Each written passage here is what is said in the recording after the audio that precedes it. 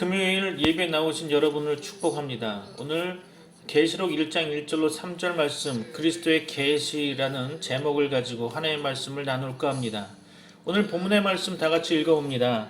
예수 그리스도의 계시라 이는 하나님이 그에게 주사 반드시 속히 일어날 일들을 그 종들에게 보이시려고 그의 천사를 그 종 요한에게 보내어 알게 하신 것이라. 요한은 하나님의 말씀과 예수 그리스도의 증거 곧 자기가 본 것을 다 증언하였느니라. 이 예언의 말씀을 읽는 자와 듣는 자와 그 가운데 기록한 것을 지키는 자는 복이 있나니 때가 가까움이라. 오늘 말씀을 통해서 하나님의 은혜가 가득 넘치기를 소망합니다.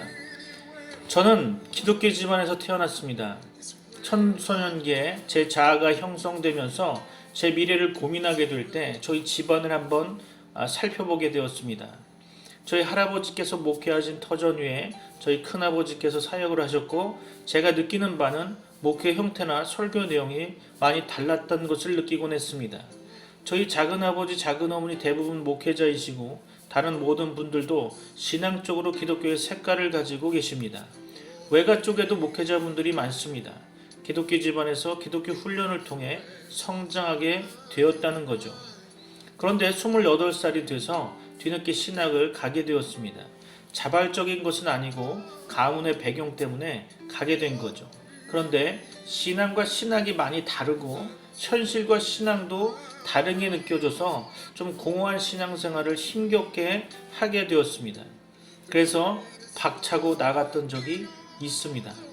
지금까지 20년간 23개의 교회에서 전도사 사역을 한 것을 살펴보게 되었는데요. 마지막 인천의 모 교회에 사임을 하면서 이제는 제 나름대로 계획한 바 비즈니스 선교적 사명을 가지고 과감하게 개척을 시작하였습니다. 다른 많은 신앙의 선배들을 보면 기도원에서 몇 달을 거하면서 기도하고 하나님의 응답을 받아 개척을 한다고 들었는데 저는 그러지 않았습니다. 제 성격상 그런 것도 있지만 저는 15살 때 서원한 바 30년이 지나면서 가슴에 응어리졌던 사역의 부담을 지금 개척을 통해 하나님께 저의 삶을 올려드리고자 하는 생각으로 개척에 임했습니다. 현재의 교회 조직과 좀 다르게 저는 해외 선교를 염두하고 기업과 학교 그리고 교회라는 세 가지 플랜을 가지고 시작한 이 트리니티 미라클 교회는 많은 지인들에게 기도를 부탁하고 있고, 이 교회의 부흥의 역사는 하나님이 만드실 것이라고 생각하면서 세계 선교의 비전을 가지고 거룩한 부담감을 안고 시작합니다. 생각날 때마다 기도 부탁드리고요. 교회 이름이 길어서 고민이시라면 짧게 트리클 교회라고 기도하시면 될 것입니다.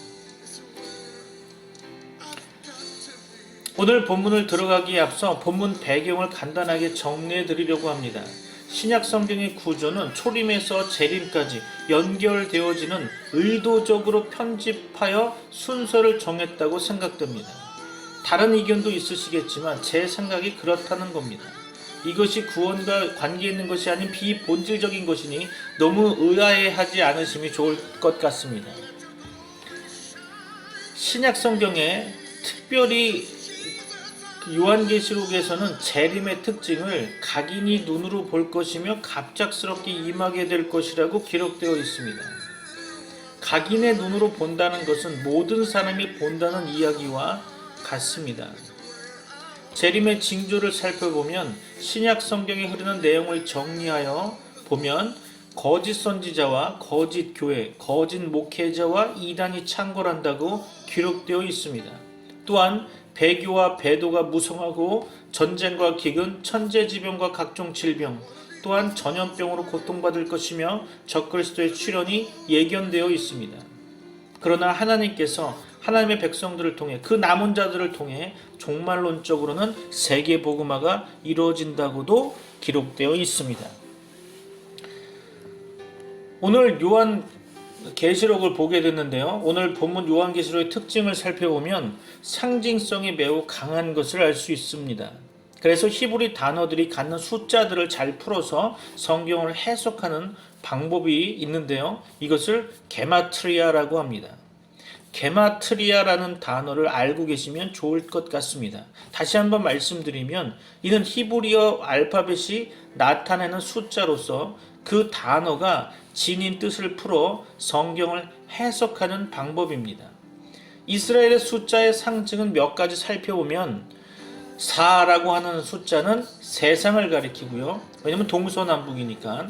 그리고 6이라는 숫자는 불완전수라고 하고 7이라는 숫자는 언약의 수, 약속의 수입니다. 10이라고 하는 숫자는 완전수입니다. 10이라고 하는 숫자는 충족수라는 것입니다. 오늘 본문을 통해 요한계시록 전체를 좀 보려고 하는데요. 오늘 본문을 보시면 1장 1절 말씀에 예수 그리스도의 계시라고 기록되어 있습니다. 이런 해석을 어떻게 하느냐에 따라 약간 다른 뉘앙스를 갖게 되지만 별 큰 의미는 없을 겁니다. 두 가지 의미가 다 가능성이 있기 때문이죠. 첫째로 보면 예수 그리스도가 계시하셨다라는 의미로 볼 수 있고, 다음으로 예수 그리스도를 계시하셨다라고 보는 견해도 있습니다. 두 가지 견해가 그리 큰 구별의 의미는 없어 보입니다. 여하간 1장 1절에서 중요한 의미를 전달하는데요. 그것이 뭐냐면 반드시 속히 일어날 일들을 보여주신다는 겁니다. 그리고 1장 3절에 읽는 자, 듣는 자, 그것을 지켜 행하는 자에게 복이 있다는 것입니다. 그 복은 마태복음 5장의 7가지 영적인 복이 아닐까 생각이 됩니다. 예수님이 가르쳐 주신 복이니까요. 우리는 지금 현실에서는 요한계시록에 대한 막연한 두려움이 있는 것 같습니다. 또한 이단들이라고 하는 사람들이 요한계시록을 들고 나오는 바람에 요한계시록에 대해 좀 거부감이 있지 않나 생각되는데, 1장 3절은 우리에게 읽고 듣고 행하라고 하십니다. 우리의 생각과 다르게 성경은 직접적으로 말씀하고 있습니다. 계시록 전체를 보면 내용을 이렇게 한번 구성해 보았습니다. 7 교회에 대한 내용과 그 다음에 7인, 그 다음에 7 나팔, 7 대접, 천년왕국, 새하늘과 새 땅, 이렇게 6가지 정도, 7가지 정도 이렇게 구분해 보았습니다.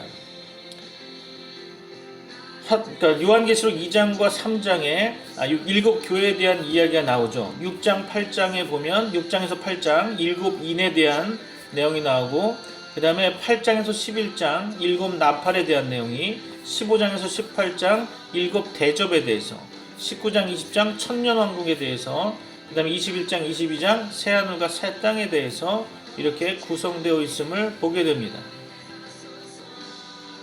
세븐 시리즈죠. 세븐 시리즈. 7 교회, 7인, 7 나팔, 7 대접. 이 4가지를 잘 기억하시면 좋을 것 같습니다.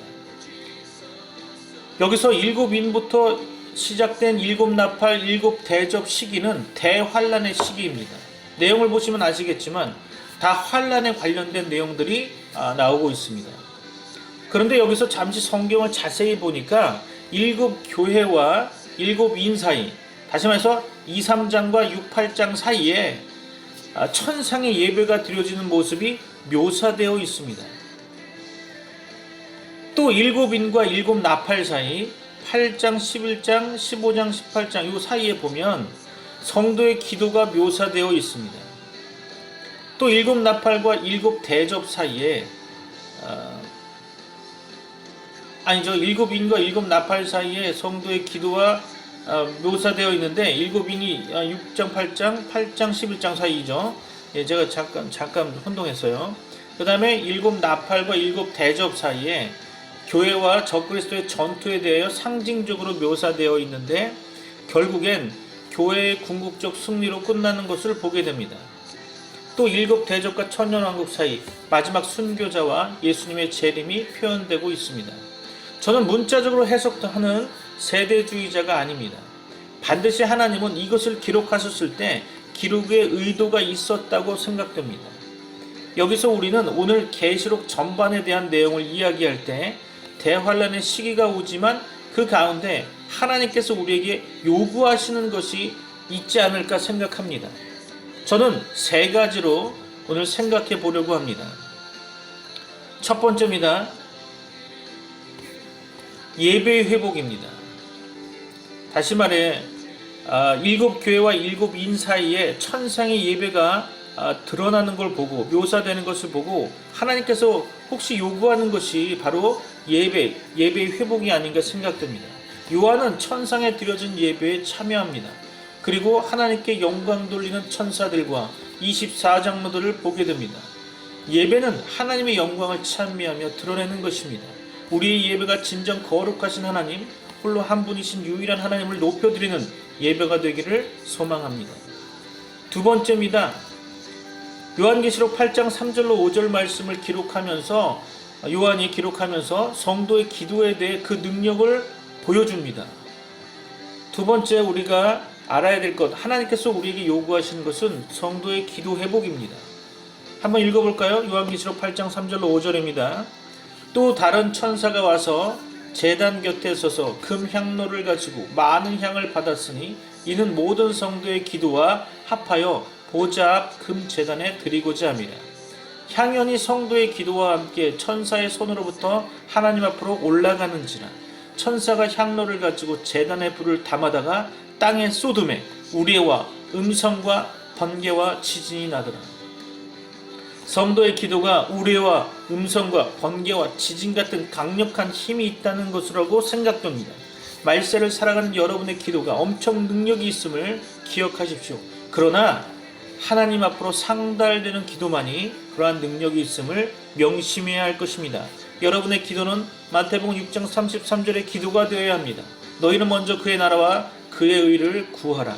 기도의 능력을 회복하시는 여러분 되시기를 소망합니다. 세 번째는 교회가 세상의 적그리스도와 싸우는데 교회는 궁극적으로 승리한다는 사실을 믿고 삶에 적용하는 것입니다. 교회는 하나님이 세우신 조직입니다. 마태복음 16장 18절로 19절 말씀입니다. 또 내가 네게 이르노니 너는 베드로라. 내가 이 반석 위에 내 교회를 세우리니 음부의 권세가 이기지 못하리라.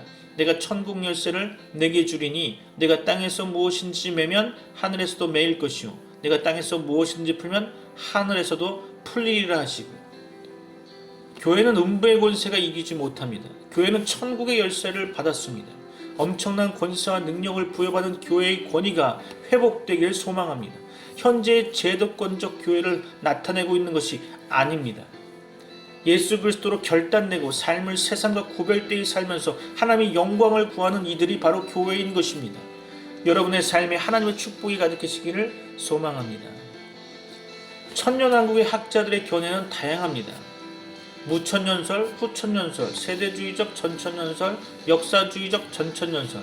제가 말세론, 종말론을 공부하면서 이것 때문에 정신이 없었는데, 그러나 이것이 학문의 결과로 달아주는 것이 여러분의 신앙생활에 큰 도움이 되리라 생각하는 건 아닙니다. 천년왕국은 우리가 모른다고 해도 그 천년왕국을 다스리시는 분은 하나님이십니다.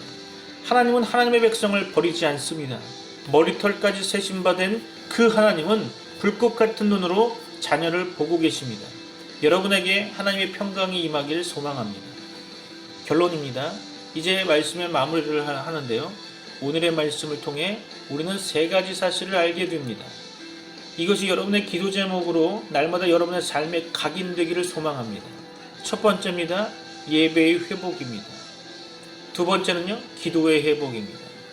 세 번째는요, 교회의 궁극적 승리의 확신과 교회의 회복입니다. 여러분에게 천국의 소망이 가득하고 늘 승리하시기를 소망합니다.